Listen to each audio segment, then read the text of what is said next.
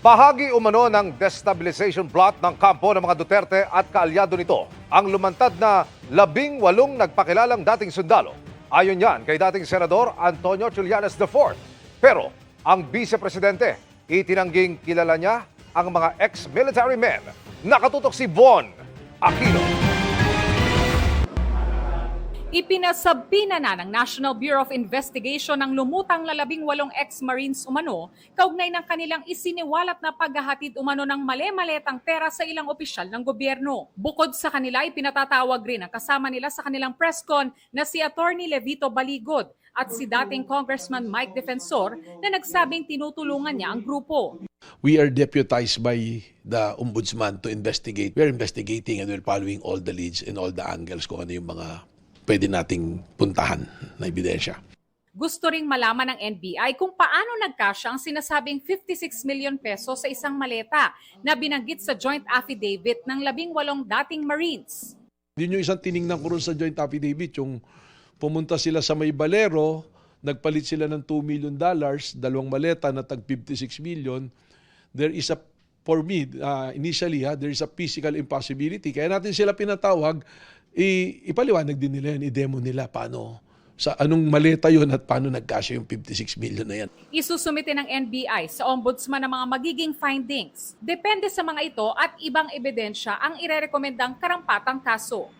Ayon kay dating Senador Antonio Trillanes IV, bahagi umano ng destabilization plot ng kampo ng mga Duterte at mga kaalyado ang paglantad ng mga ex-Marines. Kasi nga, this is all part of a destabilization effort by the Duterte camp against the Marcos administration, kasi lalo na with this impeachment case that's about to start, no? The presentation of evidence, pinipigil nila yan. Yun po yan.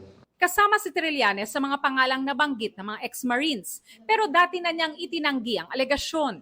Dagdag niya, kabilang daw sa mga plano ay galitin ng publiko, bagaman kinapusaan niya ito sa military component. Base sa aking pagpupulong sa mga contacts ko sa military, ang issue sila unang-una, si Sara ang makikinabang. Si Sara, kung mapatalsik si President Marcos, si Sara ang uupo, si Sara pro-China. Yan yung deal breaker sa mga military. Sinusubukan pa naming hinga ng pahayag si Vice President Sara Duterte at kanyang kampo. Pero sa kanyang online program na nakapost sa kanyang Facebook page, sinabi niyang hindi niya kilala ang dating sundalo. Hindi ko kilala to ha. Walang makakapagsabi dyan sa kanila na kinausap ko sila o nakita ko sila o kinita ko sila. Kahit man yung mga kasama nila, yung abogado. Walang makakapagsabi dyan sa kanila na alam ko kung ano yung ginagawa nila. Ito, mga ordinaryong tao na nagsabi, ito yung alam namin sa korupsyon eh. Pero makikita nyo, sobrang tahimik ng gobyerno. Wala man lang silang, we take this seriously. Para sa GMA Integrated News, Von Aquino, Nakatutok, 24 Oras.